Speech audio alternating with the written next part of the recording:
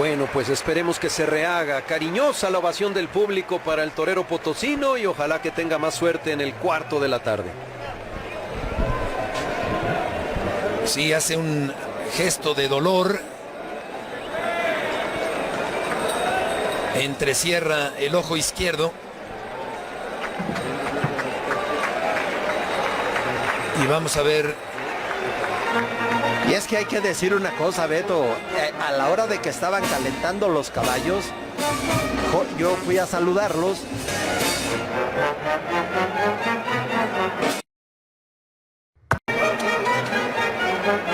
Aquí estamos de regreso cuando Jorge Hernández está dando a Enrique una merecida vuelta al ruedo. Sí, yo creo que valió la pena el esfuerzo. No todo es éxito en las corridas de toros.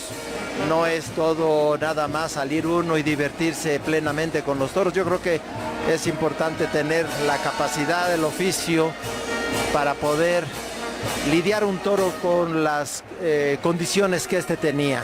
Y el forcado dando la vuelta al ruedo con él también justamente y además muy correcto porque, bueno, se jugó la vida con el toro y que la gente entienda que no todos son quiebros, ni son sesgos, ni son de frente, etc. Deseamos que se recupere por los golpes tan fuertes que se llevó por parte del toro de la ganadería de Marrón, pero aún así dio la vuelta al ruedo, Juan Antonio, con Jorge Hernández. Claro, esta tradición de forcados que solo existe, Enrique, en Portugal y en México. Recordarás cómo se formaron en México los forcados. Sí, los forcados, con ese grupo de 1970, donde venía Antonio Maltés, Joao Arnoso, Chaveiro, Caldeira, Ramallo, Simao Comenda, Cortes. Eran ocho elementos de diferentes grupos y los acompañaba algo muy, muy bonito, el cabo por nada más para vestir la chaqueta, que era Simao Malta, pero además los acompañaba uno de los mejores subalternos que había en Portugal, que era Ludovino Bacatum, y lo vistieron de forcado para que lidiara en esa parte donde se colocan los toros para los forcados, el vestido de forcado. De ahí nace, con un grupo en México, y van viendo cómo pegaban los toros, se entusiasman y curiosamente se hace en México el primer grupo de forcados fuera de Portugal, y hoy día hay muchísimos grupos en México y es una tradición que solamente fuera de Portugal existe en México. Que ya está próxima a cumplir 50 años. Con la autoridad que tiene Hermoso de Mendoza padre, ha querido dar el visto bueno para que su hijo lidie al segundo toro.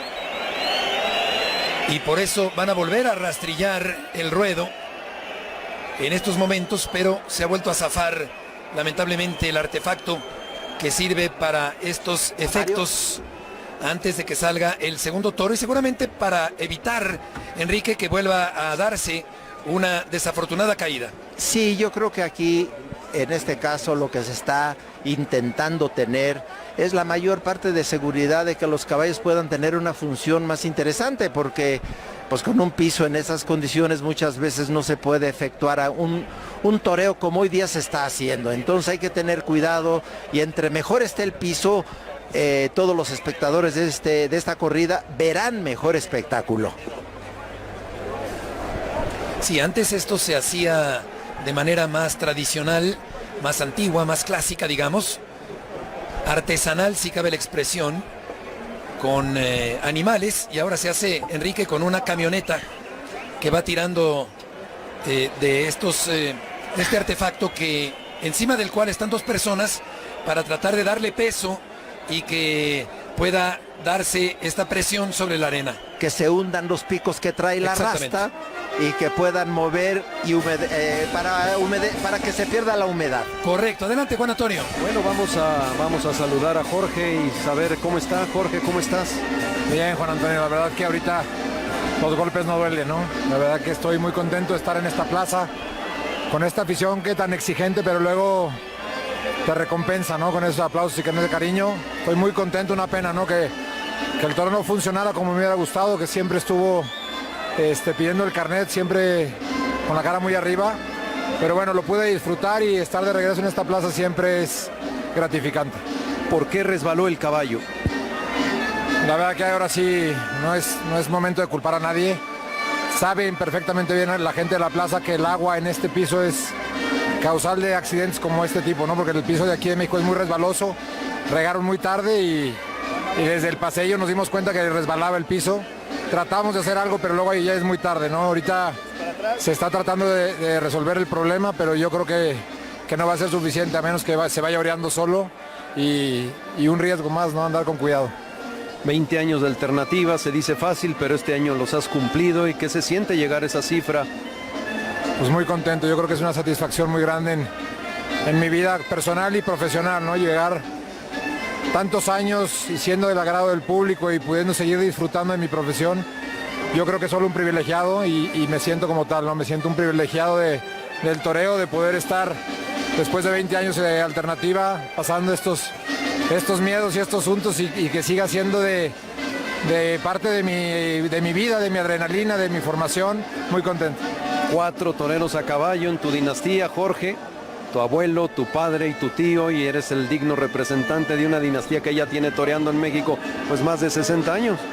Pues sí, la verdad que es una gran responsabilidad, ¿no? Cargar con el peso del apellido y de siempre dignificar la fiesta, que es lo que me inculcaron desde muy chico, siempre hacerlo con respeto, con profesionalismo y con dignidad, y creo que hasta ahorita se ha logrado ese objetivo que a mi abuelo tanto gusto le daría si estuviera aquí, ¿no? Que te recuperes del golpe que llevas y que el toro que viene a continuación en tu lote te embista. Yo estoy, Juan Antonio, muy contento de estar aquí y un gusto saludarte. Igualmente, Matador. Muchas gracias. Beto. Gracias, Juan Antonio, muy oportuna. Desde el toro, la reacción del público, el cambio del público cuando en un principio le apretó, le exigió, pero después supo reconocer con esta proverbial sensibilidad que tiene el público mexicano para entender lo bien hecho, lo bien interpretado en el ruedo. Y vamos a ver, hablaba de que el ruedo puede mejorar, pero que necesita también un poco de aire para que con el paso de los minutos pueda estar en mejores condiciones la arena de la Plaza de Toros México, cuando aquí estamos viendo a Paula muy cerca de nosotros, la hermana de Guillermo Hermoso de Mendoza, tomando fotografías, el padre, desde luego, Pablo Hermoso, que ha estado muy pendiente de todo lo que tiene que ver en torno a las condiciones del ruedo y por su propia cuenta ha estado tratando de forzar que la situación mejore para que aparezca en el ruedo su hijo, que toreó, Juan Antonio, con su padre en esta misma Plaza de Toros México. Sí, el 16 de febrero de 2020. Estaba remontándome al debut de Pablo, que fue en 1999. Noviembre del 99, Beto, 25 años de aquello, de ese triunfo con un toro de Manolo Martínez al que le cortó 2 orejas en aquella tarde en la que Cagancho, por cierto, sufrió una cornada fuerte. Ahora que le decía yo a Enrique que quizá pudo Javier tomado la alternativa en esta tarde, te preguntaría, ¿qué rejoneadores, Juan Antonio, han tomado la alternativa aquí en el Coso de Insurgentes? Pues la que vimos de Rodrigo Santos el 18 de marzo del 90, Beto, en una corrida de rejones. Lalo Fontanet también la tomó aquí, Enrique. Sí, y de confirmaciones también fuimos muy pocos, porque para poder confirmar la alternativa tiene que ser con un rejoneador de alternativa y ¿cómo se llama? Y bueno, tendría que ser de esa manera, ¿no? Pocos confirmamos y 2 casos de alternativas, ¿no? Y además Luis Coballes. ¿Te acuerdas de Luis? Un gran rejoneador también. Queretano, que aquí Sí, formaba señor. unos alborotos. Un gran rejoneador. Tomó la alternativa y fue el primer rejoneador, Beto Coballes, que cortó 2 orejas a un mismo toro en esta plaza. Correcto, ahí comenta Juan Antonio, los toreros alternativados, toreros de a caballo, alternativados aquí en el Coso de Insurgentes, en su larga historia, donde desde luego que figura en letras de oro el nombre de Carlos Arruza, que después de haber sido torero de a pie, se convirtió un tiempo, el maestro Arruza, en torero de a caballo y conquistó triunfos importantísimos, Enrique, en la México, y sobre todo que el público estaba muy curioso por ver a Rusa en su faceta de rejoneador. Sí, yo no tuve desgraciadamente la oportunidad de ver al maestro Arruza, pero bueno, existen testimonios no fílmicos para poderlo ver, y yo creo que una de las cosas más importantes, a mi parecer, como rejoneador, es que dominaba una técnica, dominaba esa geometría famosa del ruedo, que hoy día cada vez se pierde un poquito más, pero que existe, y las grandes escuelas hablan de esa geometría en el ruedo para poder encontrar dónde puede uno tener beneficios de un toro, etcétera, y con el caballo peor todavía, ¿no? Y es uno de los 3 toreros, Beto, figurones del toreo, que después de conseguir muchísimos logros toreando a pie, lo hicieron a caballo. Juan Belmonte, Carlos Belmonte, Arruza, claro. y Paco Ojeda. Paco Ojeda también. Y Enrique el Fraga. revolucionario. Ah, claro, Enrique. Enrique, desde luego. Bueno, pero Enrique no fue figurón a pie. Bueno, pero desde mi trinchera, para mí sí. Estoy bromeando, querido No, Enrique. yo lo sé. Enrique, debutaste en la México como novillero en los primeros años 70. En el 72 exactamente. 72, me acuerdo perfecto, yo estaba aquí. Con Niño de Rivera y Con Luis con Niño de Rivera. Marcos Ortega. Y Marcos Ortega. Sí, señor. De Morelia, paisano tuyo. Sí, ¿Y los novillos de dónde? eran de Santoyo. De Santoyo. Sí, y de ahí para el Real. Qué muchas bonito novilladas, y bueno, nos hicimos matadores de toros. Luis, que es un hombre muy articulado, muy inteligente, un gran conferencista, un hombre muy versátil, porque además de torero fue clavadista, banquero, es un conferencista espléndido, lúcido. Y Marcos Ortega, que es el primer torero que yo vi en mi vida, y Enrique Fraga, 2 michoacanos y un capitalino en ese cartel del 72 aquí en la México. Así es. Gilberto Ruiz Torres también toreaba en hace aquella unos época, días. Enrique. Pero ya él era más antiguo, ¿no? Gilberto. Novillero también. Gilberto Novillero participó en aquella de sobresaliente, en aquella corrida donde se presenta Begoña. ¿Sabes quién también? Un sevillano, Aurelio García Montoya, en aquella temporada 72. Extraordinario. Sí. Sí. Nos apoderaba Enrique Lyson. Exactamente. Aquí está Guillermo, el hijo de Pablo.